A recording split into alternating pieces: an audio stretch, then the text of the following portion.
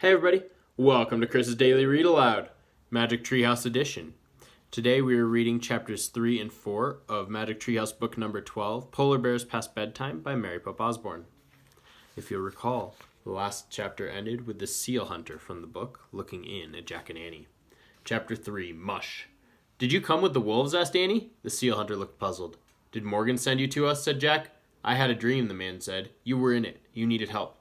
Annie smiled.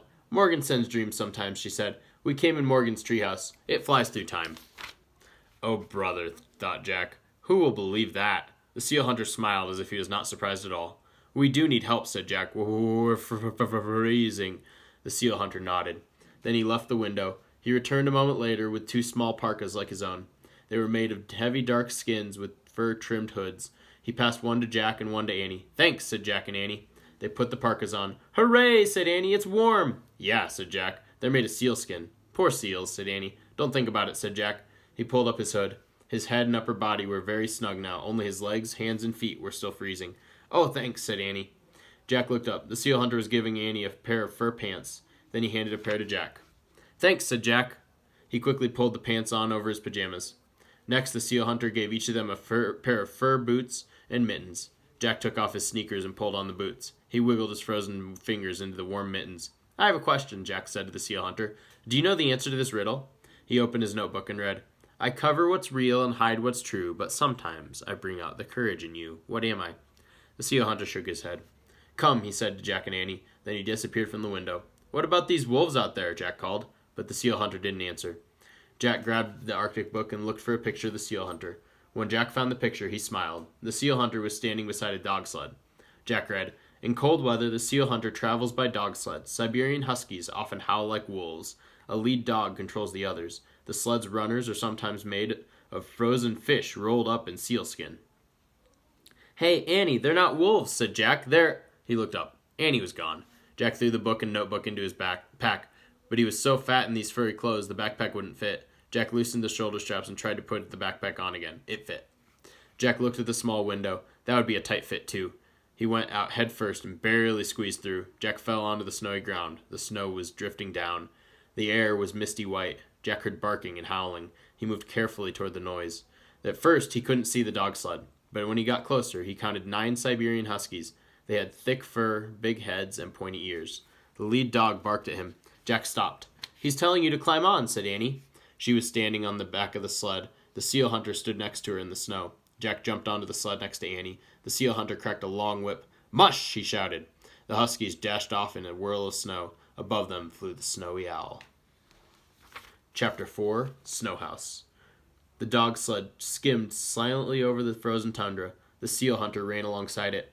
Sometimes he cracked his whip against the ice. The snowdrifts looked like giant white sculptures as the sun slipped behind the frozen hills. Then a full orange moon rose in the sky. The moonlight lit a small, rounded igloo in front of them. The dog slowed, then stopped.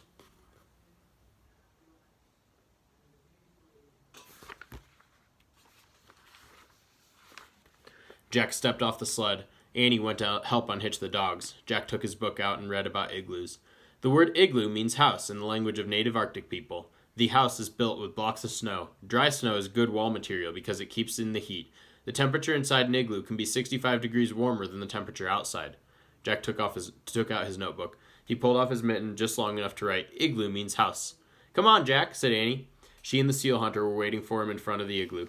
The dogs were leashed together outside. Jack hurried to join them. The hunter pushed aside the animal skins covering the entrance. They stepped inside. A fat candle burned brightly. Shadows danced on walls of ice and snow. Jack and Annie sat on a fur-covered platform. They watched as the seal hunter moved about. First he lit a small stove, then he slipped outside. He came back with a snowball and chunks of frozen meat. He put the snowball in a pot over the stove. Then he added the meat. What's he making? Asked Annie. Jack pulled out his book and found a picture of the hunter cooking. He and Annie read the words silently. There was a time when nearly all the Arctic people's food and clothing and tools came from Arctic animals, especially the seal. Nearly every part of the seal could be eaten. Lamps were fueled with seal fat. Clothing was made from seal skin, and knives and needles were carved from seal bones. He must be boiling seal meat, said Jack. The poor seals, said Annie. The seal hunter looked up. They're not poor, he said. They help us because they know we would die without them. Oh, said Annie. In return, we always thank the animal spirits, the seal hunter said.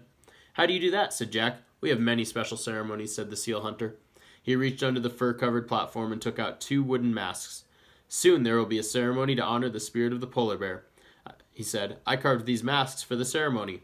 "Polar bears?" said Annie.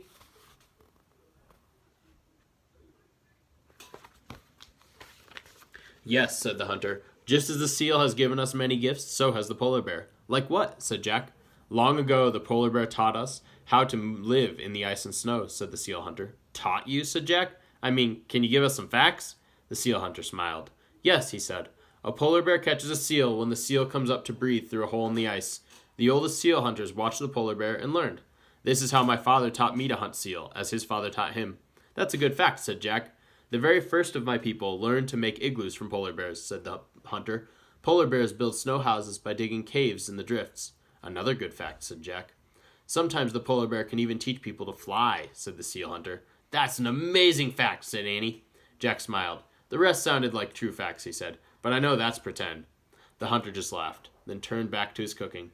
That's why he wasn't surprised to hear about the treehouse, Jack thought. If he believes polar bears can fly, he probably would believe anything. The seal hunter lifted the chunks of boiled seal out of his pot. He dropped them into a wooden bucket and gave it to Annie. "Let's feed the dogs," he said. "Oh boy," said Annie. She followed the hunter outside, swinging the bucket. Jack quickly threw his notebook and the Arctic book into his pack. He started to follow them. Then his gaze fell on the 2 polar bear masks. He picked them up to get a better look. Each was carved in the shape of a polar bear's face with a blunt nose and roundish ears. There were 2 holes for eyes and a strap to hold it on your head. Suddenly, howls split the air. The dogs were barking and growling. Annie squealed. "Are the dogs attacking her?" Jack wondered. "Annie!" Still holding the bear mask, Jack charged out of the igloo. And that is the end of Chapter 4. Tomorrow we will continue with Chapter 5, You're It. We'll find out what happens to Annie if she is being eaten by those dogs. Oh no. Hope everyone has a great day. Stay safe. Have fun. Bye, everybody.